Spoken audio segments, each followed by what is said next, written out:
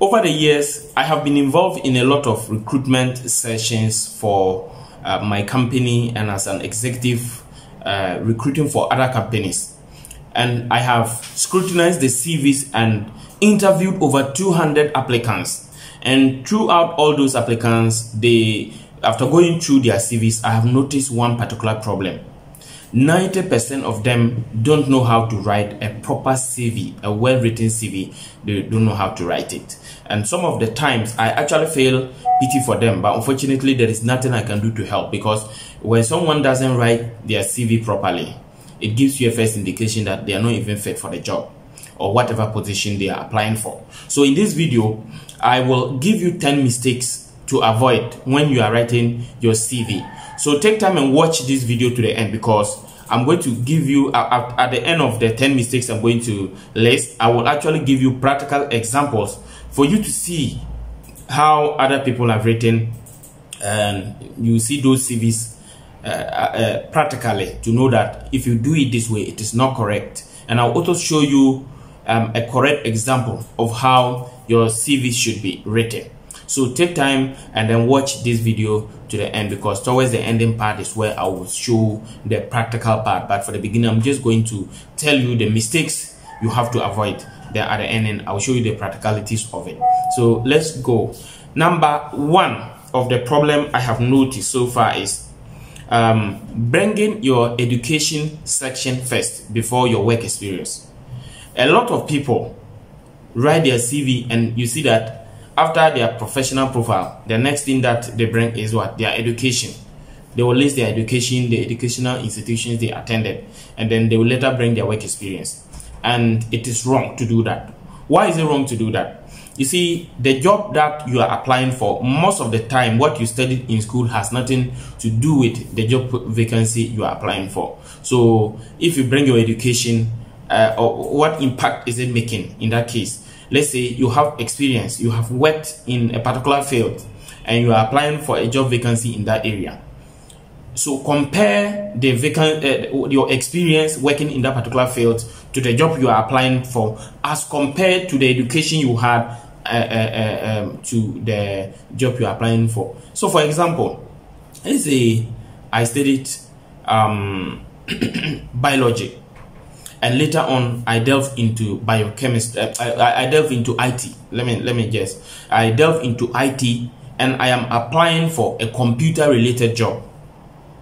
Okay, and I decide to list my education first and bring my degree in biology, which is probably my highest degree.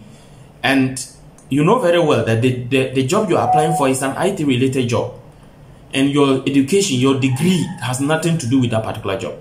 But you have worked in, let's say after school, you have been working in the IT field. You haven't even done anything relating to what you studied in school. So in that case, you don't even need to bring, what do you call it? You should bring your experience first, not your education. You see, even if, let's say, you studied IT in school, and after school you have been working in the IT field, it doesn't make sense to bring your education first. Most of the time, a lot of the applicants will also have the education, but the experience is what differentiates you from the rest. So bring your experience, bring your work experience first, not your education. So bring your work experience. After the work experience, that the education should now come. There are exceptions to every rule, and there is an exception. The only exception is if you are a fresh graduate, you haven't had any experience so far, you have not done internship, you haven't done what do you call it, maybe national service, you don't have any experience. In that case, you can bring your education first. But if you have experiences, please don't bring your education first. Bring the experiences. That's the work experience. Then the education will now follow. That's the number one mistake. Number two is using the same CV for all job applications. That's also one of the mistakes that I realize people are making. Yeah, I can see someone use his CV to apply for. He actually designed that CV maybe for customer service job, and then he gets a vacancy in relation to video editing or graphic design, and he used the same CV to apply.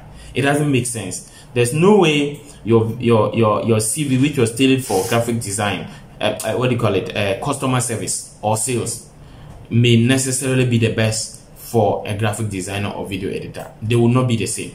So it's not that you don't have the skill. You have. So let's say you studied, again, let me use as an example, let's say you studied mathematics in school, but along the mathematics you've learned, you personally learned how to do graphic designing or video editing. So when you are applying for, let's say your CV is tailored to suit a mathematics job, and along the line you had job vacancy like graphic design, and you are also a graphic designer, you have to what? Re-edit your CV and tailor it. Make sure that you prioritize those skills relating to graphic design. But if you just send that same CV which you use for a mathematics job to apply for the graphic design, you may have the skill, but you haven't emphasized that particular skills on your CV. So at the end of the day, they will see you as someone who doesn't have the skills for the graphic designing job or video editing job. Meanwhile, you could have done it, but it's just because you didn't change your CV. I have had series of people doing that, and I think it is not the best. That's the second one. Yeah. So the third mistakes that I have noticed is grammatical and punctuation marks. Some people write their CV, and when you read through the CV, you see a lot of grammatical errors, wrong spelling of words. You see even punctuations. They are not able to put the correct punctuations in places, and you read, and sometimes it doesn't make any sense. So that's also one of the error I have noticed. And then you should make sure that when you write your CV, you can use you can let someone, maybe someone, to edit it for you. Or if you don't have someone, you can even use what do you call a software like Grammarly to check, make sure that you correct, or Quillbot to correct any grammatical error that you might have made in your CV. Okay, so that's the third one. The fourth one is improper arrangement and formatting. Improper arrangement and formatting. When I talk about formatting, I am talking about the so you can look at the titles, you can look at the capitalizations, you can look at how they use hyphens, how everything is arranged. So someone is writing, so maybe after so let's say that he has, after each of the sections, there is a straight line that he will use to underline and move on to the next section. After that, then he uses a straight line to underline and move on to the next section. And he does that for some of the sections and does not do that for some of the sections. Or there's someone, maybe when he writes the name of the school, the education certificate, the qualification that he had, he will bring a dash and then put the qualification. There are some people, they will do that for some of the sections and will not do that for some of the sections. So when you do that, you are not given a proper or uniform formatting throughout. Or maybe he goes somewhere and makes some of the words capital, and then goes to another area which is supposed to use, maybe it's a heading within a section. So you use a capital for a particular heading of a section, and then you go to another part and use small letters. It doesn't make sense. You have to be uniform throughout. So the formatting has to be uniform, and then it has to be well arranged. So that is the fourth one. The fifth one is not including your skills. There are some people who write their CV and they don't include the skills, the technical skills in relation to that particular job. When I'm reviewing CVs, and like most other recruiters or hiring managers, what they will do is, when they take your CV, they may not get time to read everything, but they go direct to look at the critical areas they need. So for example, they'll look at your professional summary, they'll look at your skills or the professional skills and the softwares you can use if it has something to do with softwares, and they look at your work experience. They just go look at the most important things that they need. So you have to make sure that you include your skills, in fact specifically skills relating to that job you are applying. Okay, so the fifth, that is the fifth one. Then we go to the sixth one. The sixth one is improper citing of educational qualifications. Improper citing of educational qualifications. This is another error I have detected. And so when I talk about improper citing of educational qualifications, I am talking about a situation where you are indicating your educational qualification, then you don't cite it well. So for example, when we go to the practical, I will tell you more, but for now let me just give you a simple example. Someone writes a particular school that he attended, and then after that he didn't even write which degree or qualification he had from that institution. So for example, maybe you write let's say AT&T University, then 2017 to 2020. You didn't write anything. How will I know what qualification did you get in that school? And so that is wrong. So you need to indicate exactly the qualification you attained in that particular school.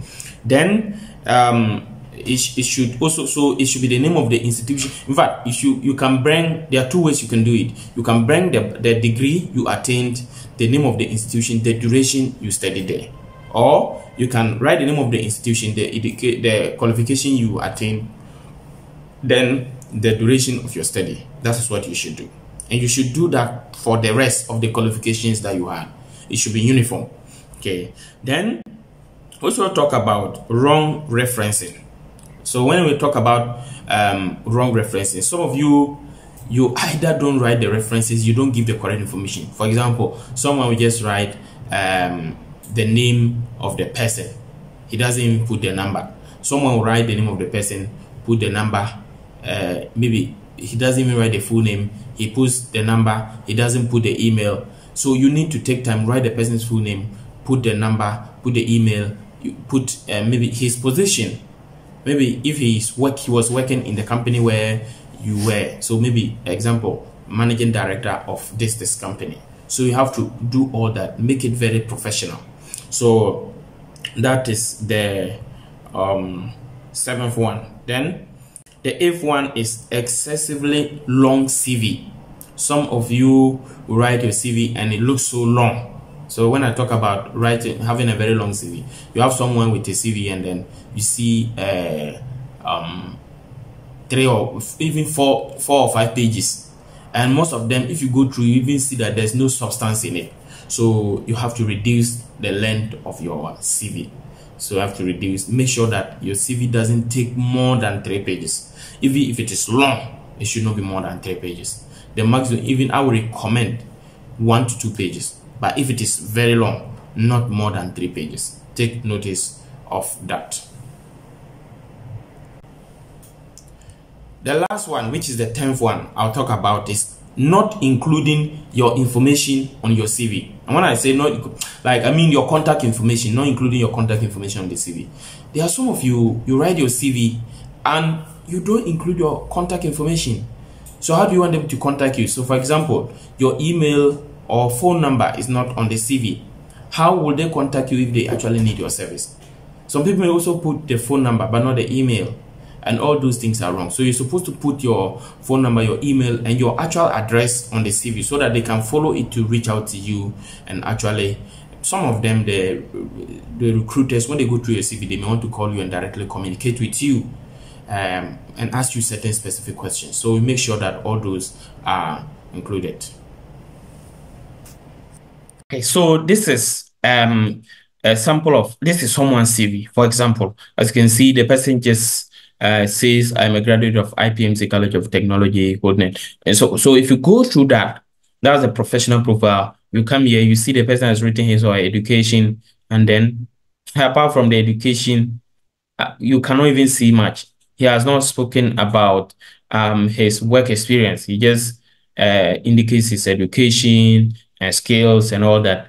And even I did my best by still going ahead to invite him for the interview. And when he came, he actually told me he has work experience. So I asked, why is it not included in your CV? He couldn't explain, and that is wrong. So this person just indicated only his, what do we call it, education, and then the experiences are not there. And this is not a good CV at all.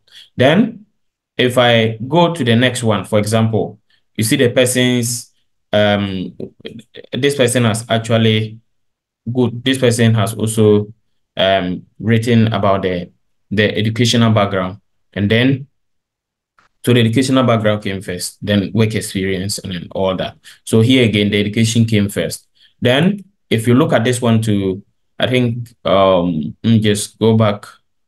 So this one too, you see this person actually brought the experience first before the, but let me check here. Relevant skills, technical skills, then professional experience. Yes, this person brought the experience first. So this person tried, but again, the CV is very, very long, and that's not the best way it should have been. Then If you come to this one, for example, the person is putting his the person puts his picture on the CV. For security reasons, some of these will be blurred out, so you won't be able to see the details. But I just want you to see the illustration. So this one, for example, the person is putting his full picture, or at least a picture from his waist side to the top, and that is not the best. You don't put your full picture or your picture like that on a CV. Even if you should put a picture, it should be the proper picture from the face. It should show only your face. You don't need a full picture of yourself. It is not the best. So that's one of the problems. Then this is another CV too that is not so not well written. Okay, this is better, but still not well written. So for example, this person says Bachelor of Science, and then he'll put a degree, he'll put the university. He doesn't even put a date. He's supposed to put the date that he studied for that particular course. You mention another course, you don't put the date. All those are not the best way it should have been done. Then you go to, and in fact, if you look at this one, you see that the order of the institutions are not well arranged. So let me be clear here. In writing the institutions you attended, okay, the institutions you attended, you have to start from the highest, the latest to the, what do you call it, the oldest. So for example, let's say you had a bachelor degree in 2020, then you had a diploma in another course in 2023. The diploma in the other course you did in 2023 must come first. Then the degree you had in 2020 will follow. Then the other courses will follow. You shouldn't say that because you had a bachelor degree in 2020 and then the 2023 is a diploma, you bring the diploma first. No, you bring the degree first. That is wrong. The diploma that should come first. The one that is the latest should come first in that order. Then this is another one. A person didn't actually write well. The arrangements, you see how it is. Look at all these empty spaces. They are not supposed to be like that, and that is wrong. Then this is another one. The person has actually drawn a table and put his the date, the institution, and the courses he did, and that is totally wrong. Then this is another one. The person puts his personal information there. Then you see how it is. Look at all these empty spaces. It's not well arranged and it doesn't look nice. Then this is another one. The person hasn't, this is you see a lot of empty spaces here. And then the arrangement is not nice. And this is not a properly written CV. Then this is a CV for you to check. So you see this one. As you can see, you see the name, the personal information is at the top. Then professional profile. You take time and write a very short and summarized one. And then you go to the work experience. You place the name of the institution, the date that you attended. Sorry, the work experience, you list the institution, and then the time, the period you worked there, and then the responsibilities and the achievements. Whatever responsibility you played and the things you achieved, you write them there. So you list all of them and then make sure the formatting is the same for each of them. Then after you are done, you go to the educational sector, mention the name of the institution you attended, the degree you obtained, and then the year or the period. For you can indicate the date you graduated, or you can put the date that you were in school, from the date you were enrolled to the date you completed, and the degree you obtained, the skills and interests. You put all of them. Then you put your references. Take time and follow this procedure, and then you'll be able to get it. If you go through this and then you need any help to write a very professional and high-class CV, that will help you. And then a cover letter that will help you secure the job of your choice. Please, you will there's a link in the description, a WhatsApp link and a Telegram link. You can follow them to contact us, and we will help you get a well-written CV. And we actually charge to do that. It's not for free. So if you're contacting and you want us to write for you, know that you're going to pay. Thank you so much for watching. Remember to subscribe to this channel, turn on the notification bell, and like this video for other more powerful videos. Once again, see you in the next video. Bye-bye.